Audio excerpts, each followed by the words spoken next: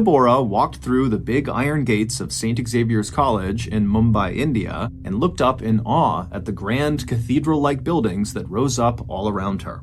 It was July 2006, and it was Sheena's first day of college. The 19-year-old had worked hard all through high school, even taking extra classes in the evenings to make sure she remained at the top of her class. Her favorite subjects were math and science, and so at St. Xavier's, she had decided to major in economics, which is a subject that includes elements of both math and science. On this July day, Sheena wore leggings under a flowing deep blue top that covered her shoulders, in keeping with St. Xavier's strict dress code. But even dressed modestly, Sheena was very beautiful. She had long dark hair, big brown eyes, and a wide, sweet smile. But she was shy and nervous, and she didn't know anyone at the school yet, so to avoid any awkward interactions with new people, she intentionally walked quickly and kept her eyes looking straight ahead. As she hustled deeper into the sprawling campus, Sheena passed through a garden with palm and mango and papaya trees, and then she walked under a graceful stone arch engraved with the name of the school. Just past that archway, Sheena checked in at the security desk, and then she turned right and walked toward the middle of the campus, which was an open plaza centered on a Gothic chapel with tall green stained glass windows. When she reached the place, Sheena stopped to look around. It was packed with students laughing and shouting, and for a second, she was overcome with amazement at where her life had taken her. Until just a few months earlier, Sheena had had little hope for her future. She was a poor girl from a crowded city called Guwahati, located almost 2,000 miles to the east of her new college. Her family counted every rupee, which is Indian money, and some nights dinner was just rice. But now, here she was at one of the very best colleges in India. St. Xavier's had everything: state-of-the-art computer labs, a library with more than 1 million books, and it even had its own museum.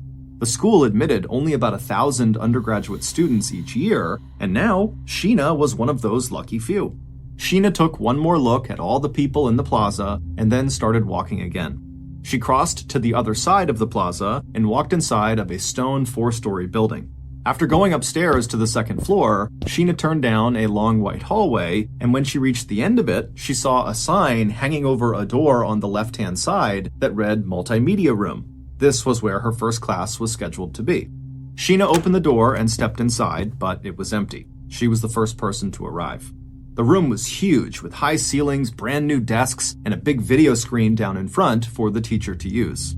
Sheena sat down at a desk in the front row. She pulled a notebook and pen out of her bag, and then after tucking the bag back under her seat, Sheena began to wait. After a few minutes, Sheena heard the door open behind her, and she turned around and saw other students starting to file inside. The room eventually filled up with more than 100 people, with almost every desk taken. Then, after all the students had arrived, the professor came in, walking quickly and swinging a briefcase. He walked down the middle aisle until he reached the front of the class, where he put his briefcase down on the table, he wrote his name on the whiteboard, then he turned to face the class. A few minutes after that, Sheena was furiously scribbling notes down and listening to her classmates ask and answer questions about economic theory. Sheena smiled. She loved college already. But even though her initial impression of college was a good one, Sheena knew it was going to take some time to get adjusted to her new life in Mumbai. It was already so much different than the life she had always known in Guwahati. But over the following days and weeks, Sheena would get more comfortable with her surroundings, and she would even muster the courage to start casual conversations with her new classmates. And it would turn out, despite her shy demeanor, Sheena's classmates were very much drawn to her. Sheena was a good listener, she was kind, and she worked incredibly hard. And in time, Sheena would have a little core group of friends that she shared notes with and ate lunch with at the campus cafe. And it wasn't just students that took a liking to Sheena. Her professors liked her as well. Sheena always went above and beyond on every assignment she was given. One time, when a class required data about a little rural town, Sheena actually traveled the 250 miles to the town to find the data herself instead of using old information posted online. But despite how well-liked Sheena was, there was something very odd about her that her classmates and her professors noticed about her almost immediately, and that was all the mysterious phone calls she got. Sheena would be sitting in one of her classes in her regular spot right up front, diligently taking notes and completely focused on the subject matter, and then her phone would vibrate. she'd reach down, rummage through her bag under her feet, and check to see who was calling, and there was one name that, if she saw it on her screen, would change Sheena's entire demeanor. She would instantly pack up her things, nod a quick, silent apology to her professor, and then rush out of the classroom without telling anyone what was going on. When her friends asked her about these calls, Sheena would just say that it was her older sister, Indrani, who was calling her, and that Indrani was just overprotective and sometimes needed Sheena to come home right away. Sheena's friends didn't really understand this, but when they tried to fish for more information, Sheena would just start acting uncomfortable and try to change the subject. In fact, Sheena never really talked about her family or personal life at all.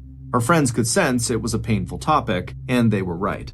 What Sheena didn't share widely was that before she had come to Mumbai, her life was very troubled, and not just because her family did not have much money.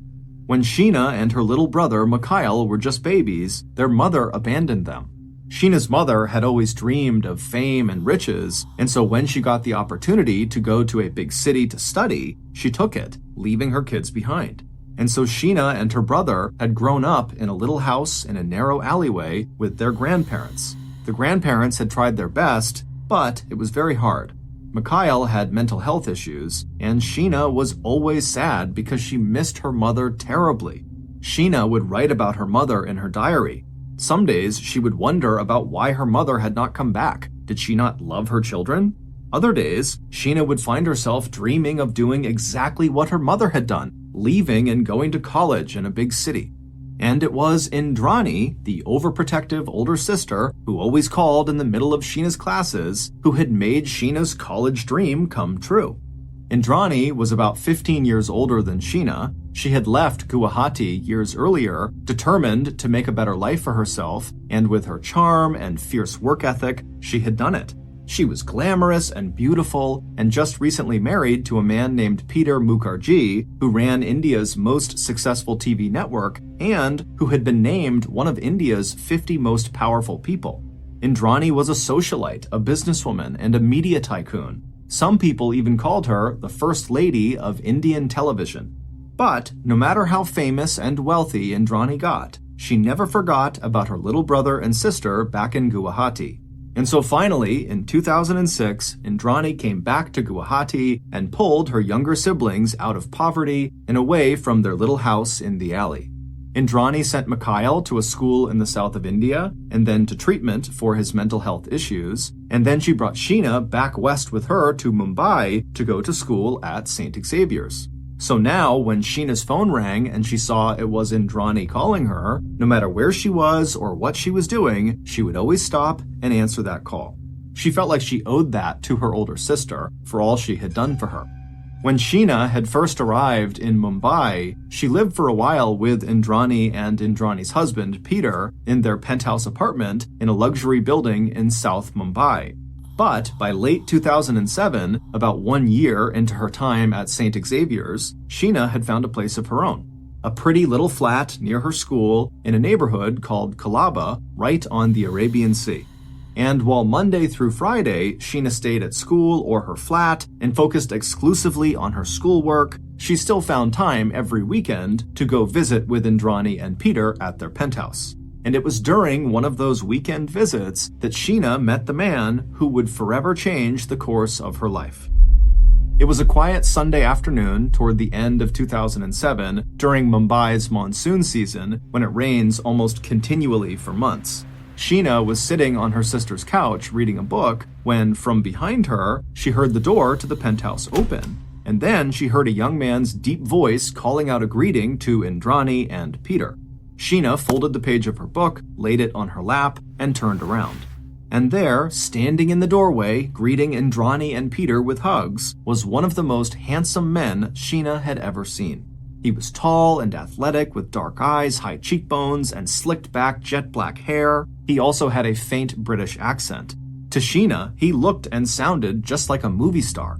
His name was Rahul Mukherjee, and he was Peter's son from a previous marriage. Rahul had been living in the United Kingdom, but after getting dumped by his longtime girlfriend, who was upset that Rahul could not keep a steady job, Rahul had decided to return to Mumbai and try to make it in Bollywood. Bollywood is India's film industry. Rahul's plan was to live with Indrani and Peter in their penthouse until he could get established in show business, at which point he would move out on his own. Suddenly feeling a bit flustered, Sheena stood up and made her way over to the door to greet Rahul. When she got to the door, Rahul was bent over taking off his shoes, but when he stood back up and laid eyes on Sheena for the first time, he smiled a big wide smile, and Sheena smiled right back. From that very first interaction, there was a clear spark between Sheena and Rahul. Sheena started arriving at her sister's penthouse for her weekend visits earlier in the day and leaving later. Rahul, who normally liked to go out and party, always made sure he was home when he knew Sheena was coming by. They both loved Bollywood movies, and so they started watching them together in the afternoons. But although Sheena and Rahul obviously liked each other, they were careful not to let their attraction blossom into anything more than just a platonic friendship.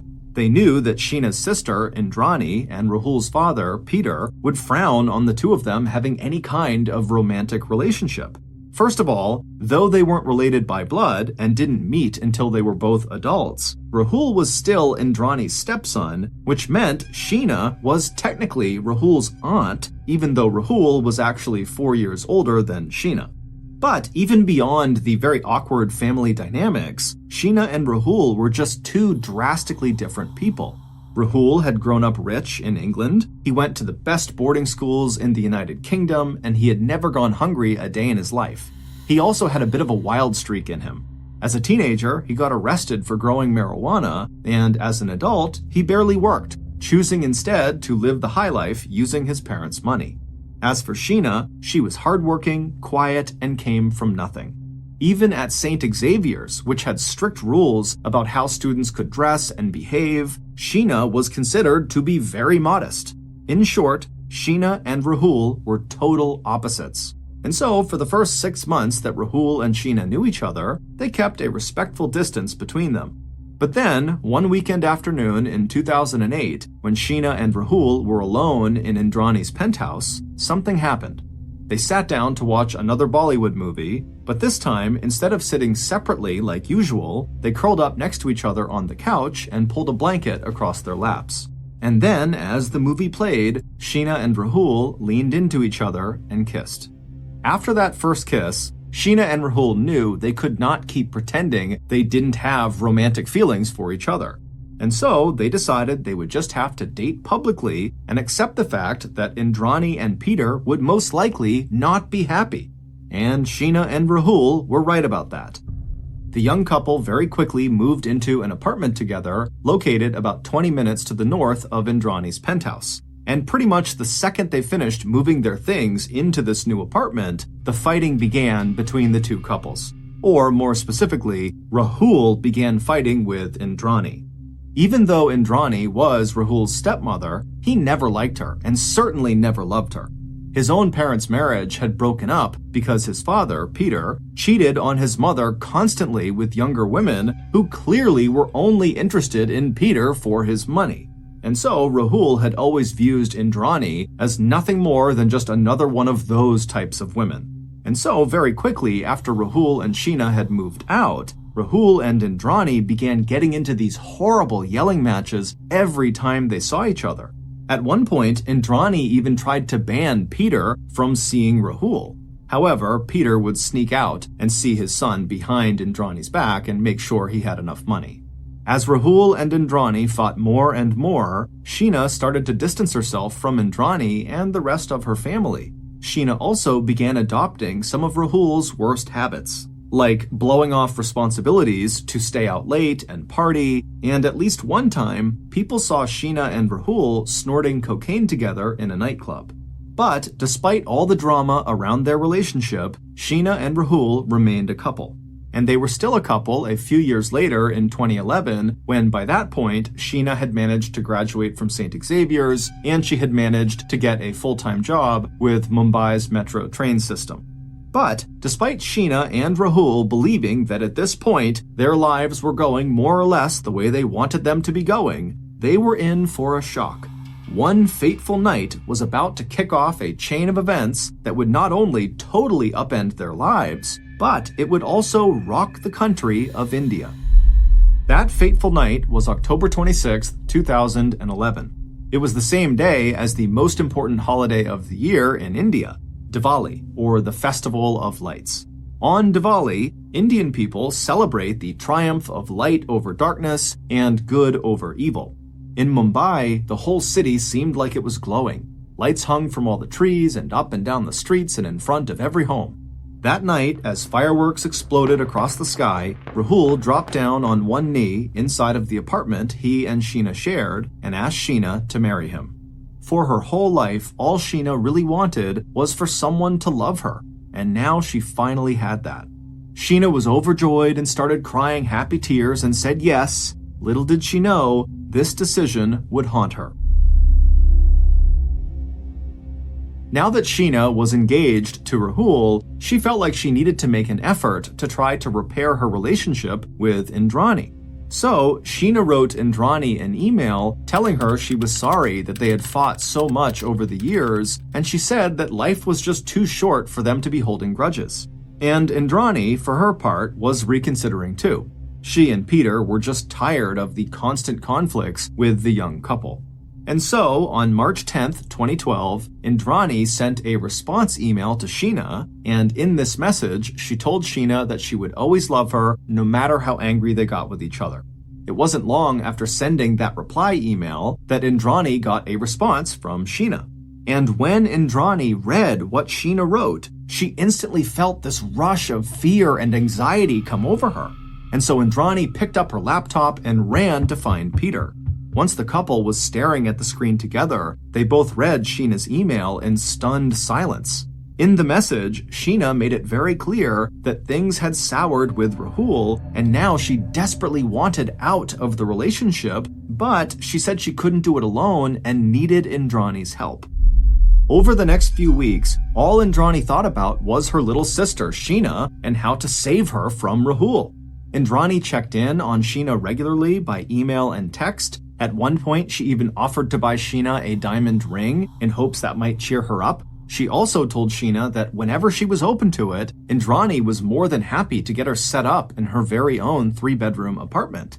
And while Indrani wished Sheena would agree to that, she knew this was a very sensitive situation, and so whatever Indrani did to help Sheena, it would need to be when Sheena agreed to let her do it. And so Indrani waited. On April 24th, 2012, a little more than a month after Sheena first asked for Indrani's help in that email, Sheena told Rahul that she was going out to meet her sister Indrani for dinner. Sheena asked Rahul to drop her off on Linking Road in Bandra, which is a famous shopping area in a fancy suburb of Mumbai, known for the huge and colorful variety of clothes and shoes and fashion accessories sold by street vendors. Rahul knew that Sheena was talking to her sister again, but because he was still on very bad terms with Indrani, he had actually tried to put a stop to it. But Sheena seemed desperate to make things right with her sister, so as much as Rahul disapproved, he did not try to convince Sheena not to go out and see Indrani for this dinner date. And so, at around 6 p.m. that evening, Rahul, somewhat begrudgingly, gave Sheena a ride from their flat to Linking Road. By 6:30 p.m., they had arrived at the bustling shopping center, and Rahul had pulled his car into a parking space. Sheena leaned over from the passenger seat and gave Rahul a kiss, and then opened her door and got out of the car. Rahul watched as Sheena started to walk into the crowd of shoppers, but then he saw her turn around to face him again. She was wearing a maroon top, jeans, dangly earrings, and her engagement ring, and she was carrying a purse. She smiled and told Rahul one more time that she loved him and that she would see him later. Then she pulled her purse strap up over her shoulder, turned around again, and started walking into the crowd. Rahul could see where she was going. In the middle of the crowd was this fancy silver sedan where Indrani was sitting in the back seat. Rahul could see there was a man he didn't know leaning against the outside of the car smoking a cigarette, and Rahul figured that was Indrani's driver. He watched as Sheena arrived at the side of the car and bent down to look in the window and wave hello. Then Sheena pulled open the back left door, climbed inside, and shut the door behind her. At this point, the smoking man dropped his cigarette, put it out with the heel of his shoe, then climbed into the driver's side of the car. Rahul watched the silver sedan back up and then start to drive away, and after a few moments, he had lost sight of it in the big crowd.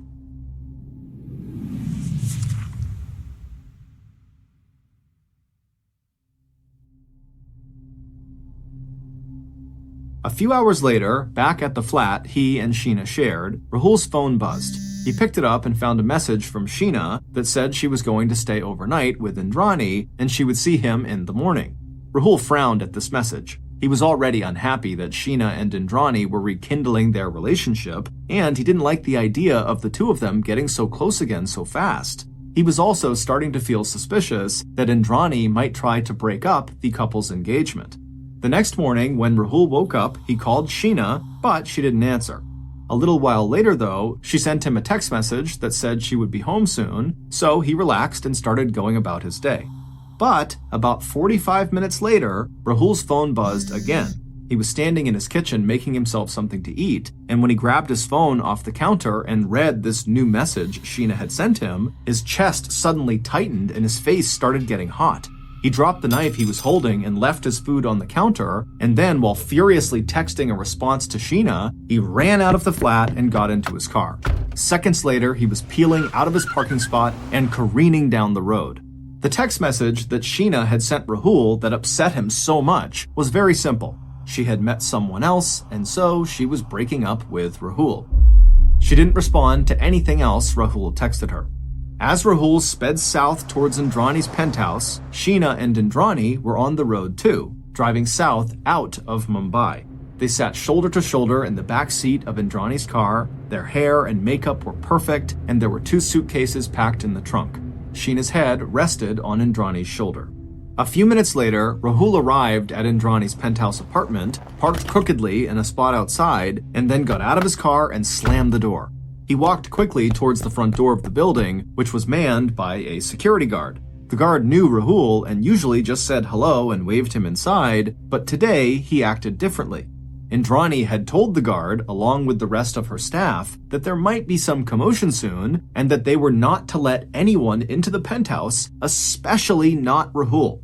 So when Rahul tried to walk past the guard stepped out from behind his desk, stood in front of Rahul, and shook his head, telling Rahul he was sorry, but he just couldn't go any further. Rahul stopped short. At first he was just confused, but his confusion quickly turned to anger. He knew Indrani had to be behind this. Rahul told the guard that he was just here to get his fiancée, but the guard continued to say, "I'm sorry, you can't come in." And so, with a very quick step to his left, Rahul darted around the guard and ran into the building. Rahul was able to get into the elevator car and shut the doors before the guard could catch up to him. Rahul rode the elevator up to the 5th floor, which was the floor of the building where Indrani and Peter lived. But when Rahul opened the door to their penthouse, it was quiet and empty inside. Starting to panic, Rahul rushed back outside into the elevator and rode down just 1 floor to the 2nd flat that Peter and Indrani owned. But when he let himself inside of that residence, the only person inside was a confused maid who said no one had been in there all day. Rahul stormed out, rode the elevator back down to the 1st floor, and walked back over to the guard who was back at his post, and immediately Rahul began demanding that the guard tell him who had been in the building and when. When the guard refused to answer, Rahul began screaming that the man needed to give him the guest book right now that would show him when visitors arrived and left. But again, the guard refused. As Rahul got more and more angry with this guard, the guard finally just began threatening to call the police. At which point, Rahul threw up his hands in disgust, spun around, and marched straight through the small crowd of onlookers on the sidewalk who had stopped to watch the fight to get to his car. Rahul got into the driver's seat, slammed the door, gunned the engine, and screeched out into the street. Rahul drove to the nearest police station and practically shouted the whole strange story at the officer at the desk. He said his stepmother was hiding his fiancée and someone had to accompany him back to her penthouse building to help him get some answers. 2 constables would return with Rahul to Indrani's penthouse building, but when they got there, they spoke to the same security guard that had been fighting with Rahul, and this security guard assured them that Rahul's fiancée was just fine. The only issue here was Rahul.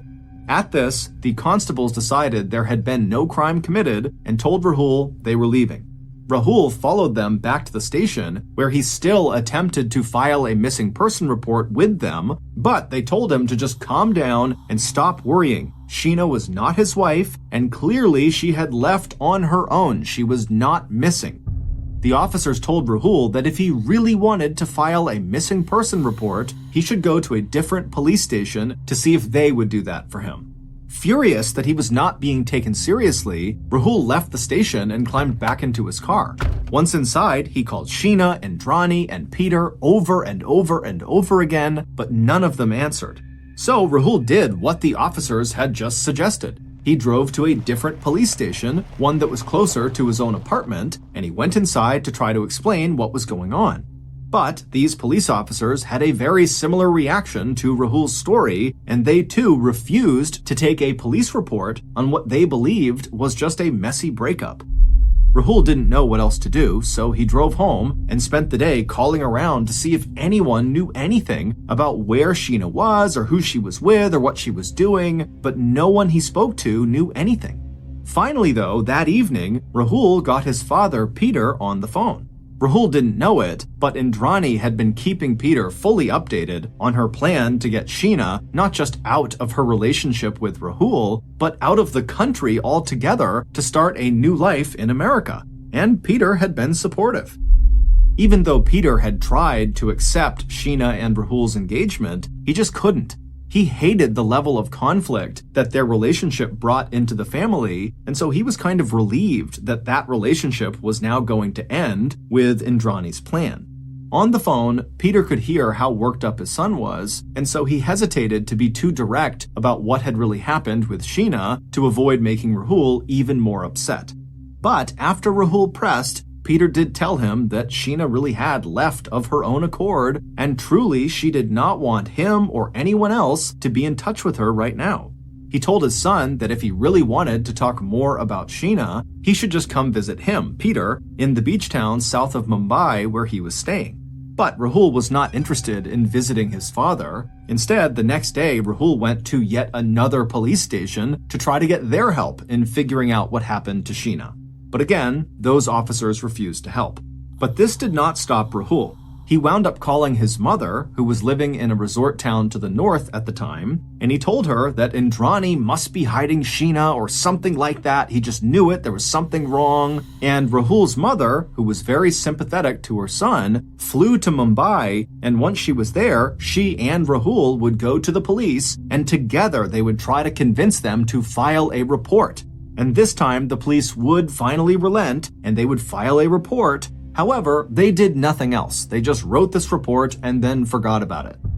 But even though the police were not taking him seriously, Rahul was still very much convinced that there was just something off about this whole Sheena situation. He just didn't buy it that Sheena had suddenly left him to be with someone else. And then, a few weeks later, Peter would tell Rahul that Sheena had finally called him. Peter would tell his son that Sheena had actually left and gone to America, and she had arrived, she was safe, she was okay, and again, she just wanted to be left alone. But this news did not create closure for Rahul. It only upset him more, because he didn't believe it. Peter tried to calm his son down, but Rahul just was not listening. He became more and more aggressive towards Peter and Indrani, who he believed were hiding something from him. To Indrani, Rahul's behavior was simply obsessive, and proof that she had made the right decision to step in and help her younger sister get away from him. And Indrani had seen this kind of dangerous, obsessive behavior from Rahul before. A few years earlier, in 2009, not long after Sheena and Rahul had first moved in together, and when Sheena's friends began to notice changes in Sheena's behavior, Indrani had tried to separate Sheena and Rahul. Indrani had been worried about Sheena's mental health, and she had gone to their flat and persuaded Sheena to come with her back to their hometown of Guwahati. And once they got there, Indrani had gotten Sheena set up in a flat of her own and gotten her to see some doctors who put Sheena on medication to combat her depression. But just as Indrani believed Sheena was starting to stabilize, Rahul had suddenly showed up at Sheena's new apartment in Guwahati to take Sheena back to Mumbai.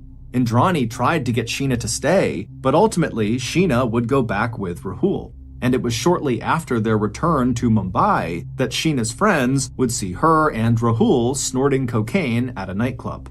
So now, after Indrani had finally gotten Sheena out of the country altogether away from Rahul, she was determined not to let Rahul ruin this again. So, anytime Rahul called, Indrani and Peter continued to share no information about Sheena's new life, and they would not give up her new contact information. And they remained steadfast in their decision even after one very emotional call in June of 2012 when Rahul said that this whole situation with Sheena had left him so brokenhearted and hopeless that it felt like he was going to die. As for Sheena, she seemed to be doing well. As the months went on, she started slowly opening back up again. She sent emails to some friends telling them she was happy and safe and attending college to get her master's degree in business. She emailed her brother, Mikhail, asking him to take care of some paperwork issues she had left unfinished in Mumbai. Mikhail had actually been in Mumbai in April of 2012, but he had suddenly fallen ill on the same night Indrani and Sheena had met for dinner and returned home to Guwahati without seeing Sheena. He hadn't known she was leaving the country, but the siblings had sort of drifted apart since Sheena had come to Mumbai, so Mikhail just handled the paperwork and didn't pry into her personal life or her breakup with Rahul. The one person Sheena did not reach out to after she left India was Rahul. She just was not ready yet. And finally, after 4 months of phone calls and searching and fighting with Peter and Indrani, Rahul seemed to accept Sheena's decision.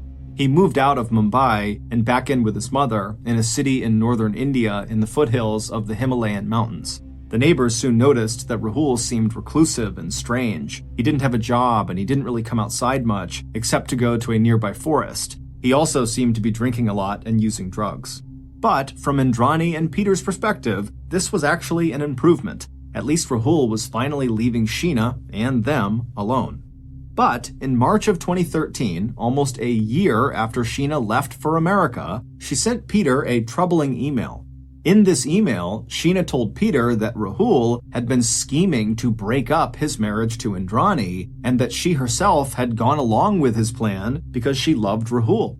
Sheena said that she felt terrible guilt over this because she owed Indrani so much, but now that she was living on her own and was able to reflect on everything without Rahul's bad influence, it was time to come clean about this. Sheena told Peter in her email that ever since Peter's divorce from Rahul's mother, Rahul and his mother had held a deep grudge against Peter. Sheena's email ended with a warning to Peter. Watch your back around Rahul. He wants to destroy you. By 2015, 3 years after Sheena left for America, things with Rahul and Sheena and Peter and Indrani seemed to have finally calmed down. Peter had heeded Sheena's warning about Rahul, and he had been careful around his son, but Rahul had mostly withdrawn anyway and spent most of his time in the forest near his mother's home. And Peter's marriage to Indrani was now stronger than ever because they weren't fighting anymore about Sheena and Rahul. Sheena still sent occasional emails to Indrani, keeping her updated about her life in America, but she had never gotten back in touch with Rahul, which to Indrani and Peter seemed to be for the best. And Indrani and Sheena's brother, Mikhail, was finally doing well too. He had a good job with an airline and a nice life in Guwahati. All in all, things seemed pretty good. But everything was about to change. On August 21st, 2015, the police in Mumbai made what should have been a very minor arrest.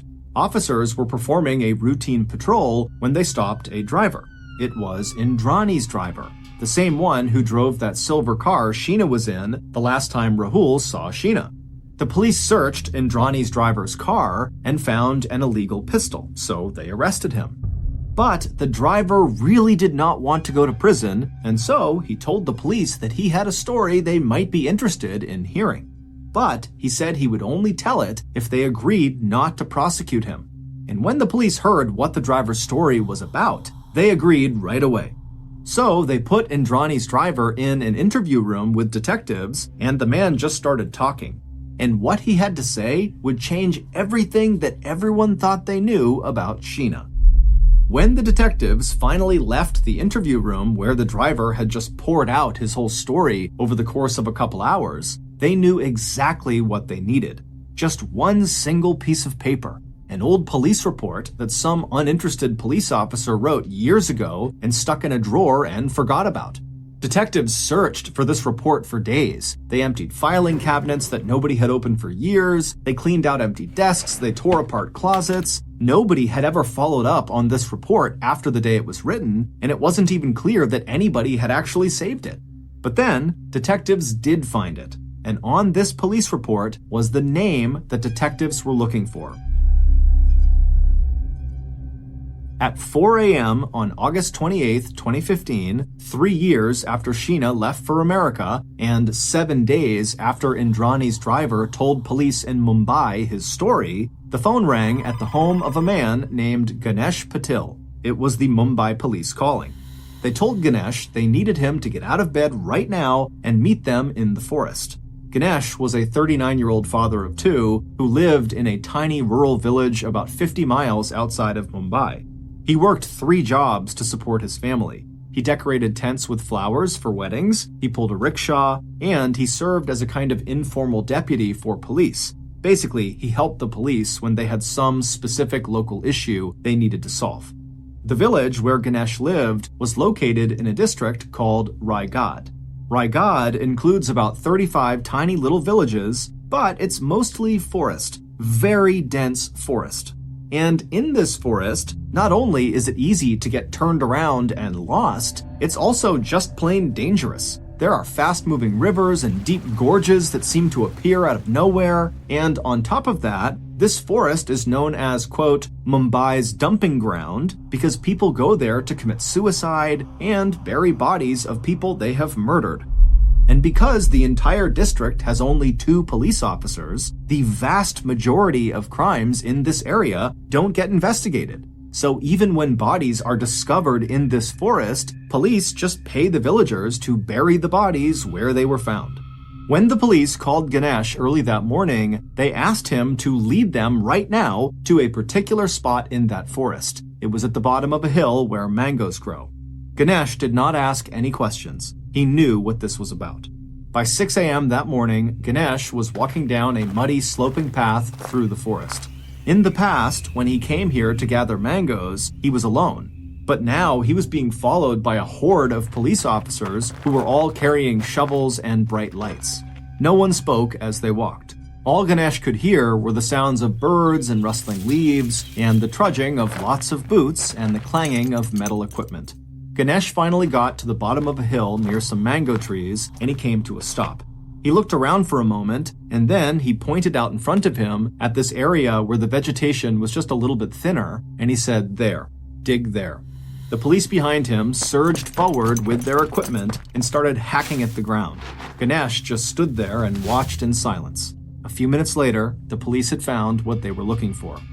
The following is what really happened on April 24th, 2012, which was Sheena's last day in Mumbai. It has been reconstructed from the evidence and confessions that police gathered, starting when Indrani's driver said he wanted to talk. On April 24th, Rahul dropped Sheena off on Linking Road at about 6:30 p.m. After she got out of the car, Sheena told him that she loved him and would see him later on, and then she turned and walked toward the fancy silver sedan where Indrani was waiting with her driver.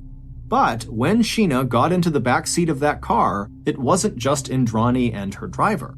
There was a third person who was in the car in the front passenger seat. Sheena was a little taken aback and hesitated just for a second, but then climbed into the car and shut the door behind her. Moments later, the driver had climbed into the car and they were on the move. As they drove along, Indrani, who was sitting next to Sheena in the back seat, handed Sheena a glass that contained a sparkly liquid. Sheena was always polite, so she took the glass, said thank you, and took a sip. It was champagne. As the car rolled along, Sheena looked out the window. The colorful outdoor stores of Bandra whizzed past and then disappeared behind them as the driver steered the car west towards an area of Bandra called Pali Hill, which is very wealthy and has beautiful twisting roads and a handful of isolated cul-de-sacs. Sheena was excited. Indrani had said they were going to buy her a diamond ring. But as the car zoomed along, Sheena started to feel a strange warmth spreading through her body, and her head was starting to feel just a little bit foggy. Sheena blinked her eyes and shook her head, but the feeling didn't go away. At first, Sheena was confused. She opened her mouth to ask the driver to turn up the air conditioner, but her mouth felt dry and her tongue felt thick and her voice was soft and slurred. She couldn't get the words out. She could feel the car taking lots of turns, but her vision was starting to blur and she couldn't quite tell where they were. She felt the empty champagne glass slip out of her fingers and heard it clink softly on the floor of the car. Nobody moved to pick it up. She was starting to get scared. Eventually, Sheena's whole body felt tingly and hot. Outside the car, the sun was setting and it was getting dark. Sheena was trying to keep her eyes open, but they felt so heavy. She could feel the car starting to slow down, and she was dimly aware of the fact that the 3 other people riding in the car with her were just staring at her in silence. Finally, she just leaned her head against the window, she closed her eyes, and she fell asleep.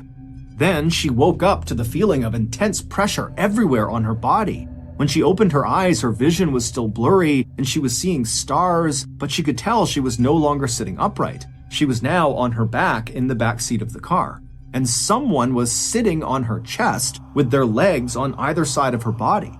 Sheena tried to roll to the side, but she could feel 2 fists tangled in her hair, pulling hard and keeping her head from moving. Someone's hand was also smashed down over her mouth. Everything seemed to be happening so fast. Sheena was terrified, but she couldn't even tell where everyone in the car was or what they were doing. Her arms were wrenched up over her head, and when she tried to pull away from whoever was holding her, they just dug their fingers into her wrists, and she could feel fingernails cutting into her skin. And then Sheena felt 2 hands wrap themselves around her throat. She started kicking furiously, her feet hitting the backseat door and window, and her knees were bumping up against the back of the person who was sitting on her chest, but the hands around her throat only squeezed harder and harder. She tried to twist her head, but the hand over her mouth kept her pinned, so she bit down as hard as she could on it. Sheena tasted blood, and the hand on her mouth came off. For a second, it looked like she might have a chance. She tried to scream, but no sound came out. All she could get out was a little cough. It was too late. She had no more air and she couldn't breathe in anymore. Sheena opened and closed her mouth uselessly. She couldn't see anything anymore. Her vision was just a combination of blackness and random bursts of light. And then finally, her eyes closed. Sheena never went to America. She died in the back seat of that fancy silver sedan just about an hour after Rahul dropped her off on Linking Road. The prosecution of the people accused of killing Sheena has been going on now for 7 years, and it has gripped the country. However, nobody has been convicted yet. But the following is the story of the murder of Sheena Bora that has emerged from all of the witness testimony and documents presented in court and in the media so far. But again, until there is a conviction, all the crimes I'm going to describe here are just allegations. The person who climbed onto Sheena's chest in the backseat of that car and wrapped their hands around her throat was Indrani, Sheena's overprotective older sister. But as detectives dug deeper, it would turn out that nothing in Indrani's life was as it seemed. And Sheena wasn't who everyone thought she was either. It would turn out Indrani was not Sheena's older sister. She was actually Sheena's mother. Sheena had never wanted to lie about her relationship with Indrani, and she had never wanted to leave Rahul. She loved Rahul, but Indrani had forced her to lie. In fact, Indrani had created an elaborate set of lies and fake personas to trick everyone in her life, including Sheena, and she had been doing it for years, starting with the story that Indrani told everybody about her own life. The city of Mumbai, where Indrani and Peter were considered one of the most powerful and glamorous media couples, knew Indrani as a beautiful and almost tragic figure.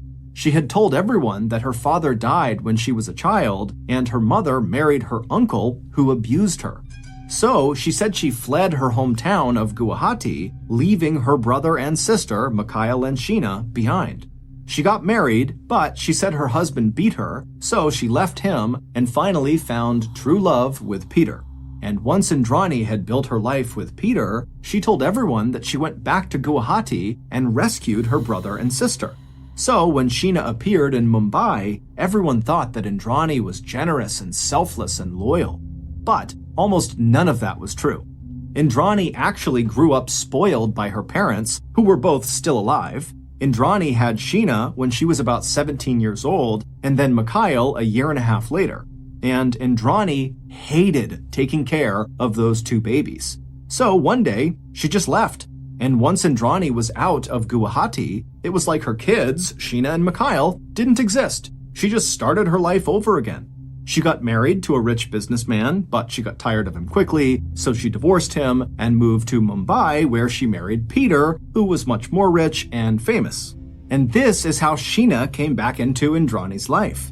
Indrani's parents back in Guwahati were raising Sheena and Mikhail, and their financial situation was just getting worse and worse. Then they saw a photograph of Indrani in the news with Peter, and so they called Indrani right away and said, "You need to help us out financially." Indrani didn't want any connection with Sheena or Mikhail, and she was furious that her parents had reached out at all, but she also didn't want anyone to know that she had two kids from her teenage years that she had abandoned, or that her whole life story was a lie. All Indrani wanted was to keep her secret family back in Guwahati quiet, so she knew she had to do what they wanted. At first, Indrani just sent money. But then, as Sheena and Mikhail grew up and they became more expensive, Indrani's parents demanded more money. And that was how Indrani wound up bringing Sheena to Mumbai in 2006 under a very strict agreement that Sheena was going to tell everyone that Indrani was her sister, not her mother.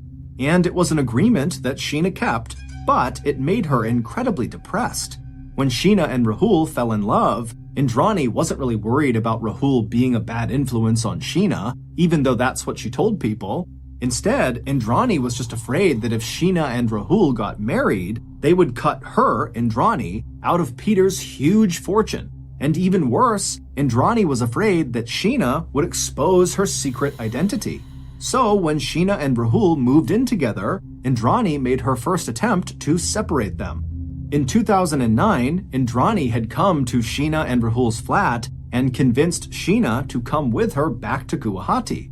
She took Sheena to see some doctors and convinced the doctors to prescribe Sheena very heavy psychiatric medication that would make Sheena very sleepy and confused basically all of the time. But Rahul showed up in Guwahati and effectively rescued Sheena from Indrani. Indrani told people that this incident showed that Rahul had too much power over Sheena. But what it really showed was that Indrani was going to have to do something much more drastic to get Sheena out of the picture, and she would do just that. After Sheena and Rahul got engaged at the end of 2011, Indrani started reaching out to Sheena so she could pretend to repair their relationship. In March 2012, when Sheena wrote to Indrani saying she was sorry they fought so much, Indrani wrote back telling Sheena she would always love her. Then Indrani started trying to get Sheena to meet her for dinner, offering to buy her a diamond ring and pay for her to rent a 3-bedroom apartment. Then Indrani created a fake email address under Sheena's name and sent herself an email from this fake account pretending to be Sheena. That was the email that Indrani showed to Peter that said Sheena was desperate to get out of this relationship with Rahul. Later, Indrani would send her husband, Peter, another fake email from Sheena, the one he received in 2013, warning him to watch his back around Rahul. As for that phone call that Peter would receive from Sheena, telling him she was in America and doing just fine, that was obviously not Sheena, that was Indrani's secretary. So, once Indrani got Sheena to agree to meet her for dinner, she turned her attention to her other child, Mikhail. By this point, Indrani had decided she would need to murder her son as well as Sheena in order to make sure her lies wouldn't be exposed. So she contacted Mikhail and asked him to come visit her in Mumbai on April 24th. Mikhail didn't really want to, but Indrani was paying for everything in his life, so he agreed. On April 24th, 2012, Indrani set her murderous plan in motion. She had summoned her first husband, the one she had divorced, who was still for some reason very loyal to her, to come help her. And she had paid her driver for his silence. She bought sedatives, liquor, and a suitcase and rented a car. Then, around 6:30 p.m. that night, a couple of hours before Mikhail was sent to land, Indrani, her first husband, and her driver pulled up on Linking Road in Bandra to meet Sheena. When Sheena climbed into the car, she found Indrani sitting in the back seat and Indrani's first husband in the front passenger seat. Sheena was confused by the presence of Indrani's first husband, but she knew him and she wasn't afraid of him, so she didn't feel too worried. When Indrani handed Sheena a glass of champagne spiked with the sedatives, Sheena didn't suspect anything and she drank it happily. When the sedatives took effect and Sheena fell asleep, Indrani knew it was time to act. She told her driver to pull over on a deserted cul-de-sac, and then Indrani's first husband climbed into the back seat with her, and then all at once, they sprung on Sheena, who was laying on her back on the seats. Indrani's first husband grabbed Sheena by the hair, while the driver reached back and gagged her mouth. Indrani herself climbed on top of her child's chest and straddled her, and then started to strangle her. The sudden violence woke Sheena up, and she started fighting. She kicked and she bit the driver's thumb, but it was no use. Slowly, Indrani strangled the life out of her daughter. When Sheena finally stopped moving, Indrani just stared down at her without any emotion on her face.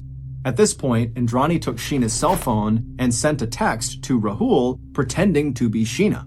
She told him in this text that Sheena was going to be spending the night with Indrani. And the next morning, it would be Indrani again pretending to be Sheena, who texted Rahul to say that Sheena had fallen in love with someone else and was leaving him. Indrani and her accomplices didn't dispose of Sheena's body right away. They propped it up in the silver car and made their way back to Indrani's apartment, where they parked in the garage and then stuffed Sheena's body into a suitcase Indrani had bought for this reason, and then they left the suitcase hidden in the garage. It was late by the time Indrani got upstairs to her penthouse, accompanied by her first husband. Mikhail, whose flight had landed that night, was waiting impatiently inside. When Indrani greeted him, she was unusually kind and interested in his life, asking him lots of questions about his job. Then she handed him a drink, the same spiked drink that she had just given to Sheena. But unlike Sheena, when Mikhail started to feel woozy, he became suspicious. He stopped drinking it and he didn't pass out. Indrani got frustrated and told him to go to bed, but instead, Mikhail left for the airport. He was completely sick, but he was able to get a ticket and get out of town. A few hours after Mikhail left Indrani's penthouse, Indrani decided it was now time to get rid of Sheena's body.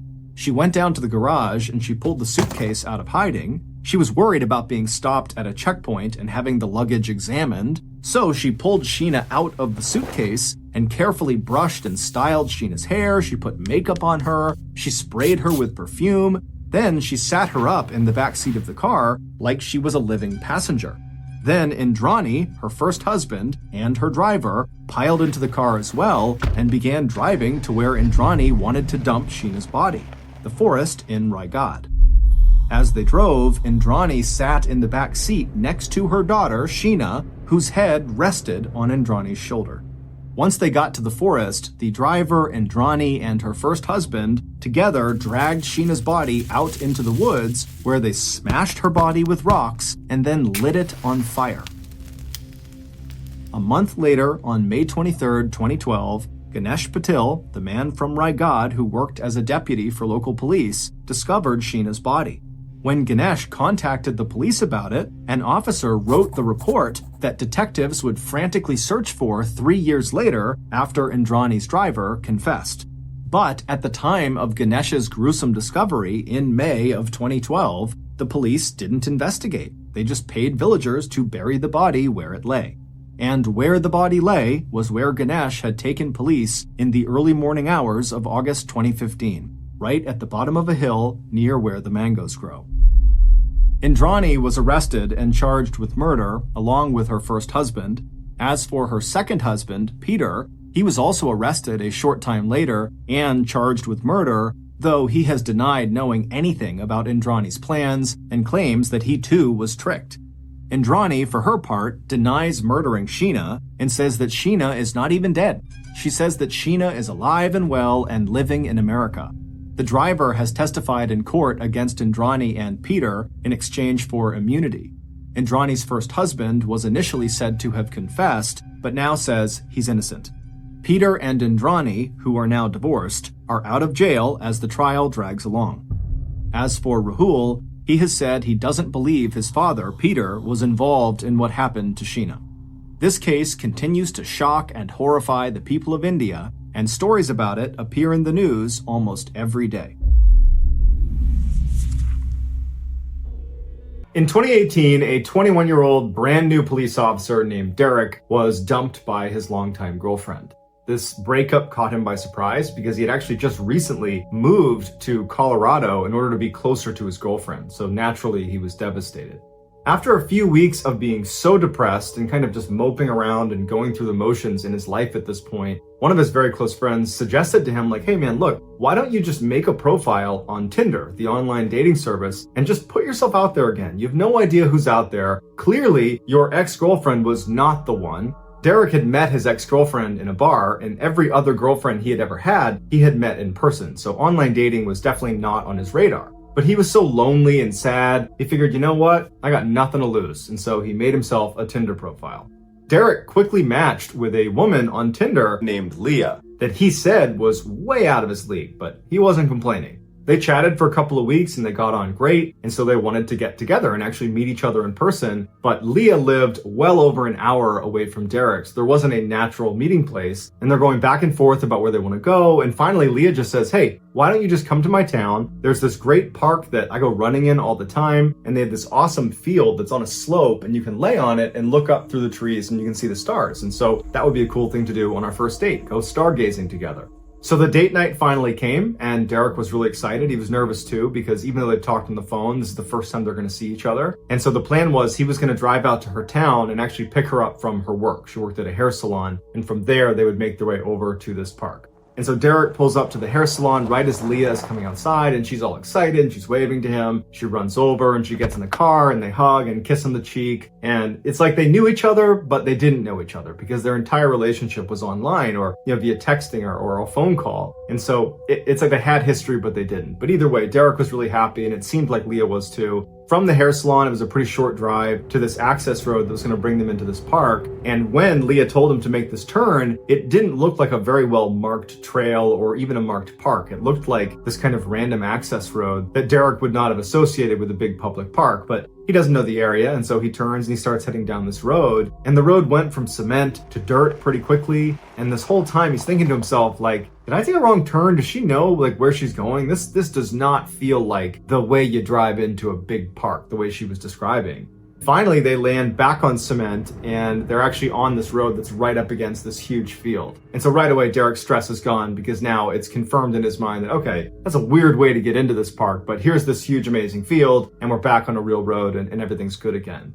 Derek asked Leah, where should I park? Because they're on this really narrow road and there didn't appear to be a parking lot. There also didn't appear to be anybody else on this field or on this road. It's this huge, open, beautiful space, but it did not look well populated or like it was well traveled. But she said, just go right up there. There's a small lot you can pull into. And so Derek starts going up this road and he sees maybe 300 feet ahead of him are dim headlights of another car making their way down the road towards him. And now it was dark enough that he couldn't really make out what kind of vehicle it was. And so he didn't know if it was going to be some big truck or something like that. And so what he did is he just pulled over as far to the side of the road as he could to allow this vehicle to pass, even though there was a fair amount of distance they would need to cover before they were passing him. He figured just give them the right of the road. And so as they start moving forward, you can see that it's actually this big van and they're moving pretty slowly and he's just kind of waiting for them to pass and he's not thinking anything of this. He's thinking that this is just another person at the park. And this van, instead of passing him, actually turns at the last second and almost goes bumper to bumper with Derek's car. He doesn't crash into it,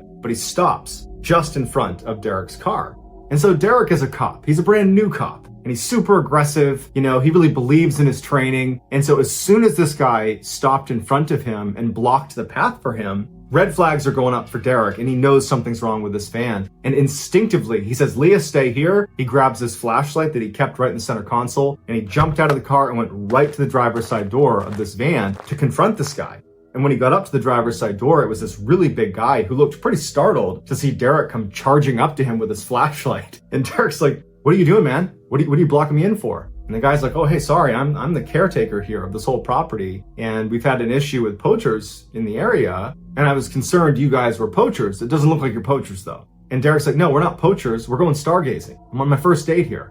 And the caretaker's like, I am so sorry. Please get back in your car, go and enjoy your night. And at that, he backed up, did a 3-point turn, and drove right back up that road where he came from and disappeared down on the other side of the hill. Derek stood in front of his car for a couple of minutes, making sure this guy was gone. And then he turned around and he got back in the car and he kind of joked with Leah. And he's like, yeah, he thought we were poachers. I guess you look like a poacher to him. And that's why he stopped us. But when he looked over at Leah to react to his hilarious joke, she wasn't paying attention to him. She was just furiously typing away on her phone, which Derek did think was a little bit odd. You'd think that she'd be more interested in this strange thing that just happened. Some weird guy just blocked us in and I'm confronting him. You'd think she'd be interested in that on some level. She might want to know what I said to the guy and what he said to me, but she didn't seem to care. She was just really invested in whoever she was typing on her phone. And so Derek thinks, whatever, and just throws the car back in drive and continues up the trail the way they were going before they were stopped. So Derek continues down the road just a little ways until he sees a little dirt lot that's butted up against this huge field they're going to be hanging out on for the night. And so he pulls into the lot, backs into a space, and he and Leah get out and they put a blanket out right next to the car, but on the grass on the hill. And they get their food out and their wine out and they sit down and very quickly they start swapping stories and they're laughing and they're stargazing and they're having some wine and everything's really great. After about an hour, it's totally dark outside, and Derek is laying on the hill facing back towards his car and towards the road they were on. And he notices to his left, up at the top of the hill, so the same area where the van had come from originally and where it went back to after they spoke that one time. Derek is looking out there and he sees headlights, and it's the van. And now the van is driving down the road, not leisurely like it was before, but they are flying down the hill. And before Derek or Leah have a chance to react to this van barreling down on them, it comes flying into the parking lot and practically hits his car and comes to a stop where it's boxed his car in. So even if he got in his car, he couldn't drive away. And so Derek jumps up, Leah jumps up, and the guy, the caretaker, the nice caretaker he talked to before, he hops out of the driver's seat and he walks around the front of the van. He's got this pipe in his hand and he looks at Derek and he's like, give me your keys and your wallet. And again, Derek is this brand new cop. He's 21 years old. He's not about to let this guy push him around. And so he doesn't do anything at first. He doesn't know what he's going to do, but he doesn't do anything at first. He just looks at this guy and he shows him that I'm not just going to fall over because you told me to. But then Derek is given a huge curveball when Leah, his date, stands up and runs over to this guy and stands next to him and turns around and looks at Derek and goes, come on, give us your keys and wallet. And Derek's like, great, I'm getting set up by my date, who I've spent the past 2 hours with, who I had a connection with this girl. And so now Derek is just standing there doing nothing, not to be tough, but because he's in shock. He feels so betrayed by Leah, and he just feels like, how could this have happened? And in that moment, Leah walks to the back of the van, and she gets a metal pipe. She comes back around, and she goes, Derek, give us your keys and your wallet. We don't want to have to hurt you. And this is when Derek looks at them both, and he goes, no. And as soon as he said that, the big guy tackles him. He gets thrown to the ground, but Derek could handle himself, and very quickly he was able to get up, and he drew his concealed carry pistol, and he's aiming it at the big guy and then back at Leah, and he's like, yeah, I'm a cop. Go ahead and put your hands up now.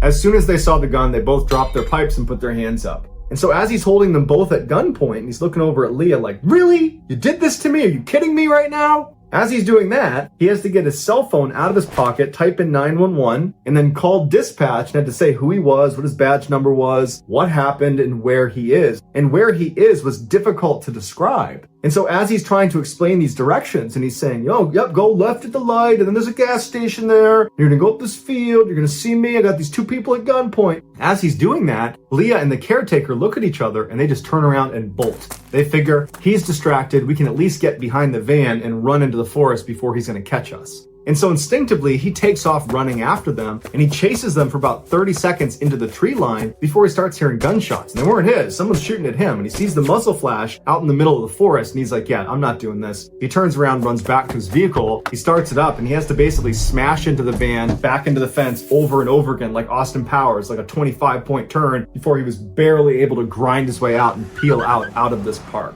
And so Derek pulls into the nearest gas station. He calls up dispatch and he says, hey, I just called 911 like 5-10 minutes ago and I dropped the call because I was chasing somebody. Here's my name, here's my badge number. I'm now at this gas station. Can you send a couple of police officers over to my location now? And they said, yep, we'll send some to you. And so a police cruiser shows up with 2 officers inside that Derek recognized. They were senior to him, and they got out, and he explained again what happened, and they kind of gave him a hard time for getting catfished on his very first date, but at the same time, they knew it could have gone really badly, and so they decide they're going to load up in the police cruiser together, all 3 of them, and drive back up to the park. And so they get up to the park, and Derek points ahead and he goes, "That's the van, it's still here." And so they drive up and they stop short of the van, and the 2 uniformed officers, they turn to Derek and they're like, "Just stay in here, we're gonna go check this van out." And so Derek's sitting in the car watching these guys go up to the vehicle, guns drawn. They're looking all around, they're clearing behind the vehicle, they're looking in the wood line, there's nobody there. And at some point he sees them put their pistols away, and they go in the van, they're kind of shining with their flashlights all around, they're looking in the back, looking in the front. And then after a few minutes, they walk back to the cruiser. And as soon as they got in, Derek could tell there was just something off about how they were acting. When they were down at the gas station, they were kind of joking around with him. Now, whatever they had seen in the van was definitely not something they were going to joke about. And they turned to him and they're like, the back of the van, it was just knives and saws and pistols and rifles and lighter fluid and chains and handcuffs and duct tape. It was just awful. And it looks like there might even be blood on the ground. The 2 officers immediately called in additional backup, and before long, it was a full-fledged circus around this van of a crime scene investigation unit and other police officers, spotlights set up, and they went out looking in the woods for these people, but they never found the guy, they never found the girl, and Derek would tell the other investigators, "Hey, she works at this hair salon, like right down the road, I picked her up there." And so they went over to the hair salon and they wound up talking to the people there, and they said, "We've never heard of Leah." And when they showed them a picture of Leah, they were like, "We've never seen her before." And so they came back and they told Derek, "Look, she's a con artist. And this whole thing, your whole relationship with her has been her setting you up in some way, shape, or form. The entire thing. That's all it ever was." And so for Derek, that was crushing, and he swore off Tinder immediately. He did not want to do any more online dating. But what really haunts him more than just being taken advantage of is, what would have happened if I wasn't concealed carrying? Would I have wound up in the back of that van?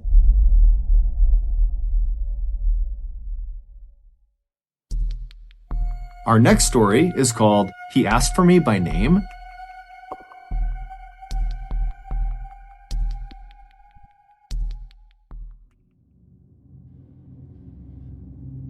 In the summer of 2019, a grandmother named Barbara was looking after her grandkids for the weekend while her daughter and her husband were out of town. Her daughter had 3 kids, 2 that were under the age of 6 and 1 who was 15 years old, and her name was Alyssa. And so anytime Barbara was looking after her grandkids for longer than just a single day, like if she was taking care of them overnight, she would just stay at their house so as not to disrupt their lives more than she needed to.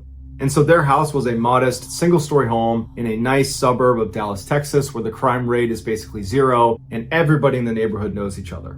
And so this particular night that she's over there looking after them was like any other. She put the 2 young ones to bed first, and then she and Alyssa stayed up a little bit later in the kitchen chatting, talking about school, before ultimately both of them went to bed. So because their house is a single-story home, all the bedrooms are on the only floor of the house. And so Barbara and Alyssa's room were right next to each other, looking out to the side of the property. And so as soon as Barbara got in her room, she opened up the window that was right next to her bed, because as a kid, she always slept with the window open. And even though her daughter's house had air conditioning, she preferred to keep the window open. So window's open, she has a screen that's in her window, and Barbara crawls into bed and she falls asleep. At about 3 a.m., Barbara wakes up to the sound of rustling coming from outside of her window. And so she hears it, but it sounds an awful lot like it's probably just a dog or a cat or some other animal that's in the area. It did not seem like a big deal to her, and she was just going to forget about it. But then she heard it again, and it sounded much more like footsteps, and they sounded heavy enough that it probably couldn't be a dog or a cat. And so she rolled over onto her elbows and she pulled the curtain aside just enough to look out the screen door. And so the moon was out, so there was pretty good illumination, and so she could clearly see the side of the house. She could see the side of the house, she could see the fence that separated their property and their neighbors, and then she could see the neighbor's house and all their lights are off. And she noticed propped up against the fence on their side of the fence, so on their property, was this bike that she didn't recognize. And she's looking at it thinking, is that Alyssa's bike? It's too big to be either of the 6-year-old's bikes. Whose bike is that? And as she's looking at the bike, she hears more rustling coming from the left, which is closer to Alyssa's room. Barbara presses her face up against the screen to try to look out the window towards the left because whatever's making the sound is now out of her view. And as she's got her face pressed up against the screen trying to look, she sees a boy emerge from the bushes from right underneath Alyssa's room. He's got that high school Letterman jacket, like the classic, football jacket that high school kids wear. He comes out of the bushes wearing that, and he's got his hood pulled up, and he doesn't look over at her. He's just backing up away from Alyssa's room, and he's looking up into Alyssa's room. And so Barbara immediately thinks, okay, this guy is probably one of Alyssa's friends, maybe a boyfriend, I don't know. And Alyssa must have invited him over. Maybe she invited him when she knew her parents were going to be out of town, but before I said I was going to be here to look after them, and that message didn't get past to him, and so he's here. All these scenarios are going through Barbara's head, but all she knew is she's not going to call the cops on some teenage kid that's coming to say hi to Alyssa. Instead, she's going to confront him, because Barbara was actually a high school teacher and had been for decades, and so she'd had lots of run-ins with badly behaved teenagers, and she was pretty good at standing her ground and being firm and kind of getting teenagers to listen to her. So she figured she would just go out there and be stern with him and he'd get the message.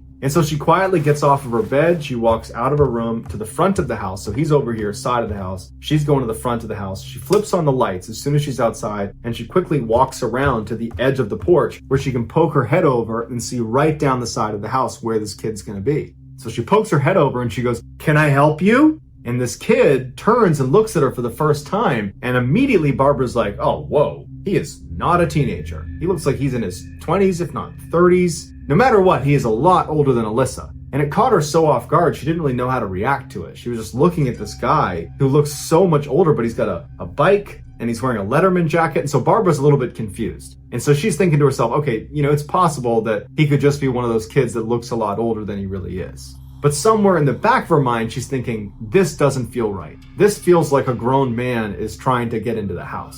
And so as she's thinking about this, she's also registering that this guy, he seems completely unfazed. He's just looking up at her, and he actually starts taking steps towards her to the point where Barbara says, stop where you are. And he does. And he looks up at her and he says, I'm looking for Alyssa. Is she home? And so as Barbara is just glaring at this guy, hoping that will be enough to get him to leave, but he's not leaving, it occurs to her that this could be a misunderstanding. And so thinking on her feet, she says to him, who did you say you're looking for? Lisa? Without any hesitation, he goes, no, I'm looking for Alyssa McCarran. She lives here.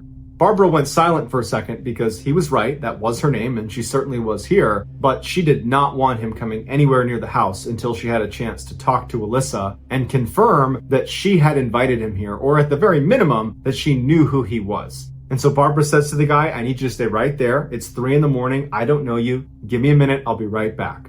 And he appears to get the message. And so Barbara went back inside the house. She shut and locked the door behind her. And then she went into Alyssa's room and she shook her foot to wake her up. And so Alyssa kind of sits up and she's looking around and she's like, what's going on? And Barbara looks at her and she's kind of annoyed with how the night's gone. And at this point, she's kind of blaming Alyssa for probably having invited this strange creep over to their house in the middle of the night. And she says to Alyssa, did you invite a boy here tonight?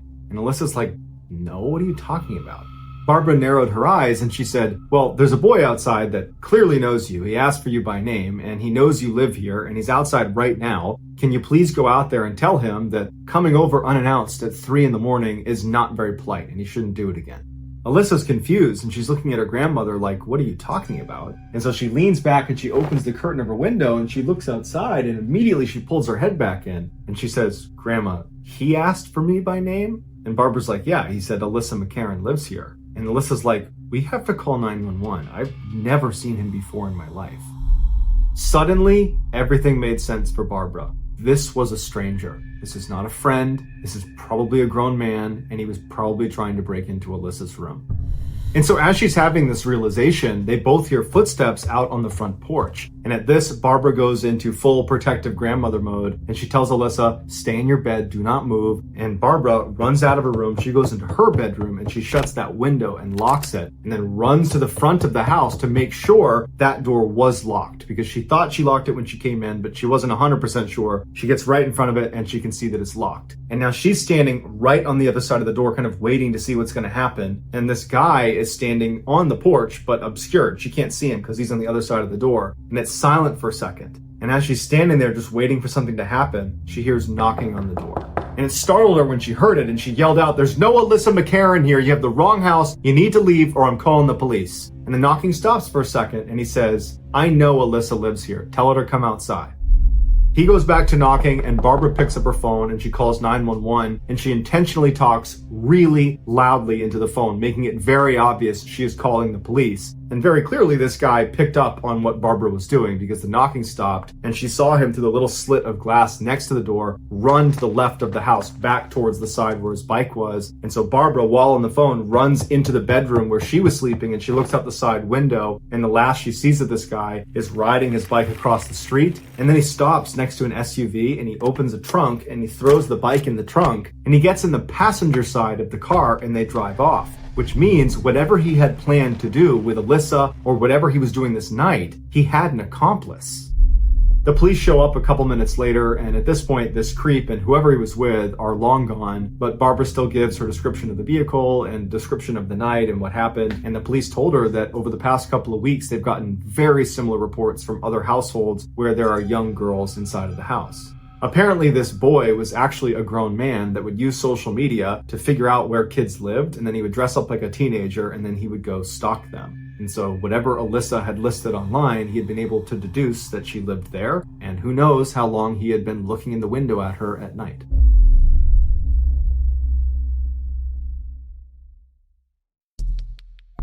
The next and final story of today's episode is called Influencer.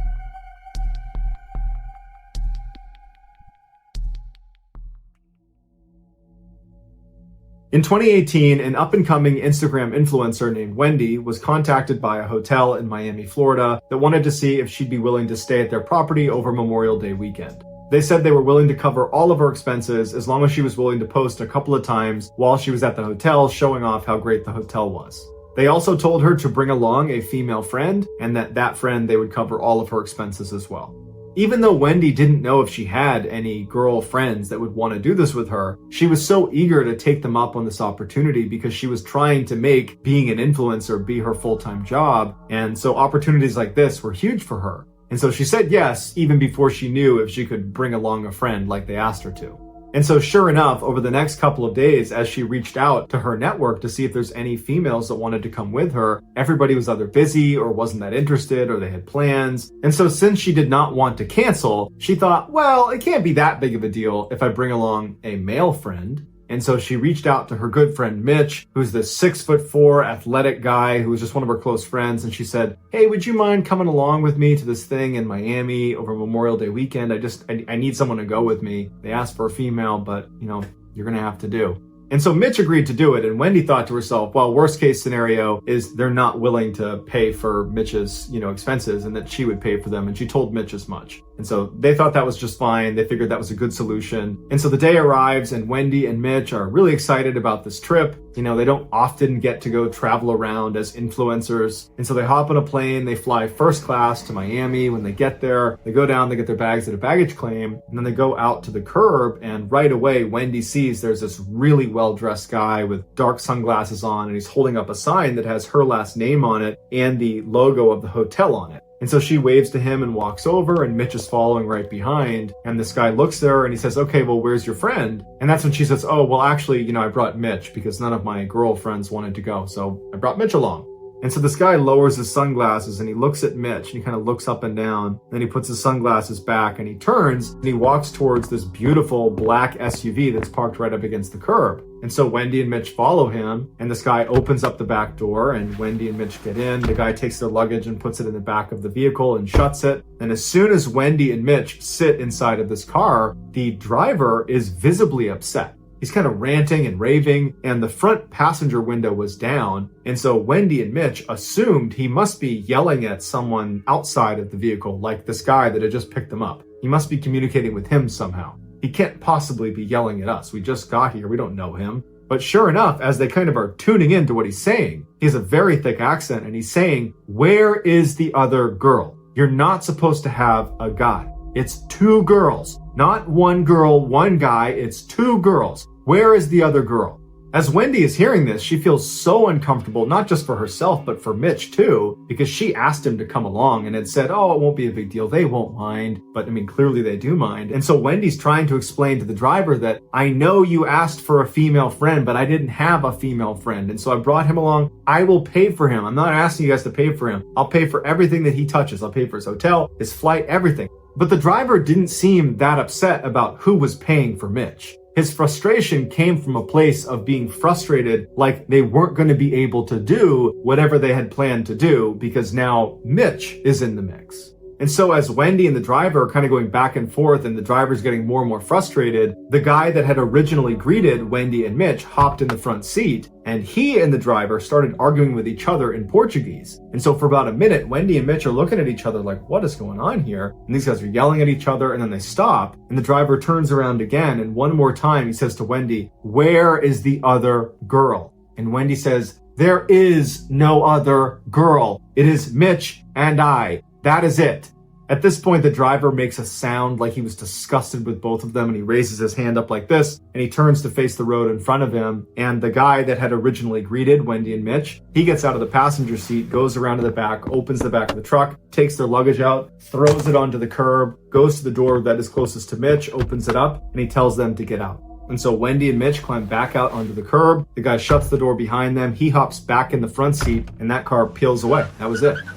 At this point, Wendy's thinking to herself, I bet those two guys have nothing to do with the hotel and the people that I have been communicating with to set this whole thing up. I bet they are just the drivers, and they were told to pick up two girls, and we showed up with a girl and a guy, and it screwed them up, and they got mad, and they got really mad, I guess, and then they left. And so I bet if I can just get in touch with the people at the hotel, the people I had spoken to, that they can clear this whole thing up. And so she opens up her email and she sends a message to Marissa, who was one of the people at the hotel that she had been going back and forth with when she was buying her plane ticket. And then she sent another message to the Instagram account that had over 10,000 followers that she had been going back and forth with quite a bit, that had actually originally reached out to her. And so for a couple of minutes, Wendy is watching her phone, waiting for a response. And at some point, Mitch says to her, by the time we get a response to either your, Instagram DM or your email, we probably could have just taken an Uber over to the hotel and spoken to them directly. So why don't we just go do that? And so they agree, they hop in an Uber, and they drive the short distance to this hotel. And as soon as they get out, Wendy notices something that at the time did not seem like a big deal, which was the logo of the hotel, the one in real life right in front of her. It was a little bit different than the one that is on the Instagram page, the one she had been talking back and forth with. That was their profile picture. It's different than the one in real life. And so that stood out to her just because she had looked at that page a number of times. But it was definitely the same hotel, and so she didn't think much of it. And she and Mitch walked inside right up to the front desk, and Wendy asked to speak with a manager. And shortly thereafter, a manager comes out, and she asks Wendy and Mitch to come into her office. They go inside, and she says, "Okay, guys, what's going on? What do you need?" And so Wendy explains the framework of the deal she had negotiated with Marissa. And she said, look, when I got to the airport, the guys that picked us up were incredibly rude, and they wouldn't give us a ride here. And I just want to let you know what happened. We don't care. We got a ride here, but we just figured you should know. And the woman looks at her kind of puzzled, and she says, "Who was the person you talked to? You said Marissa?" And Wendy's like, "Yeah, Marissa. She's the marketing person here." And the manager looks at her and she says, "No, I'm the marketing person, and my name's Kelly. I think you're at the wrong hotel, because we don't have any influencers that are here right now, and I would have known about this." Wendy can't believe it, and she pulls up the Instagram page she's been talking to, and she shows it to the manager. And the manager takes it, and she's pretty surprised by what she's looking at. And she's like, "This is our old account. We deleted this, or I thought we deleted this. We have a new one because we rebranded. We have a brand new logo. Everything's new, and we just felt like we'd start fresh. So I don't know who owns this account now, but that is our account. It's just we don't use it anymore. I don't know how anyone got a hold of it." At this point, it clicked for Wendy that this whole thing was a facade, that this whole time she was being conned, and what really scared her is, to what end? What were they trying to do with her? Had she shown up with the other female friend, what would they have done with her? But at this moment, Wendy just feels totally overwhelmed by the entire moment. She's so embarrassed that she thought this was real, and she dragged Mitch along, and this whole thing was just fake. She's so embarrassed that she just approached this manager who basically said, "That's all fake." And so she just wanted to leave. And so she stands up and she says, "I'm really sorry for wasting your time," to the manager, and she and Mitch leave. She goes outside and she just sits down and she's crying. And Mitch says, "Hey, you really ought to call the police and let them know this happened, because, clearly there were plans for you, and, had you brought a female friend, and they can't have been good plans. I think you need to let the police know that this scam exists." And so Wendy does call the police, and she explains what happened, and she's surprised when they say, "Hey, where are you right now? We'd love to send a detective over to you to talk to you a little bit more about what happened." And so Wendy tells them where they are, and she's a little bit surprised that they want to send a detective over to talk about this, because in her mind, this isn't that big of a deal. I mean, it's a big deal to her and to Mitch, but nothing really happened. But either way, they go sit on the bench right outside the hotel and they wait for the detective to show up. And just a couple of minutes later, he does. He walks up, he introduces himself, and he says, "Hey, let's go inside and grab a table and we can chat." And so they go inside and they sit down, and Wendy and Mitch go over their story one more time. And after they're done, the detective says, "Look, I don't mean to scare you, but I do want you to understand just how serious of a situation you guys were just in." So in Miami, human traffickers use these phony hotel Instagram accounts to attract young women like yourself to Miami in order to be trafficked. And so they will buy these old business Instagram accounts from companies that have either rebranded or who are going out of business. They'll pay top dollar to acquire those Instagram accounts, and then they will use them in order to get people like you to come to Miami. And so probably the only reason they didn't follow through on their operation is because you brought Mitch along, who posed a threat to them. And so that's why they were upset with you, and that's why they decided it wasn't worth it. So even though this must have been incredibly traumatic for you, I'm sure you were spared a much worse fate.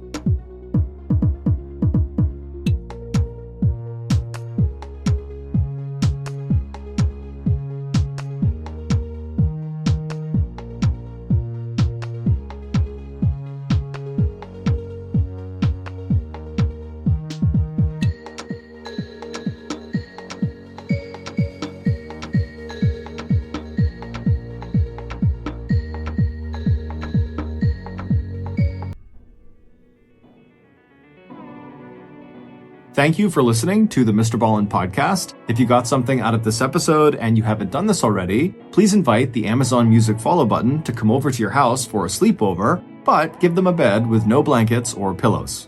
This podcast airs every Monday and Thursday morning, but in the meantime, you can always watch one of the hundreds of stories we have posted on our main YouTube channel, which is just called Mr. Ballin. Consider donating to our charity. It's called the Mr. Ballin Foundation, and it provides support to victims of violent crime as well as the victims' families. Monthly donors to the Mr. Ballin Foundation Honor Them Society will receive free gifts and exclusive invites to special live events. Go to mrballin.foundation and click Get Involved to join the Honor Them Society today.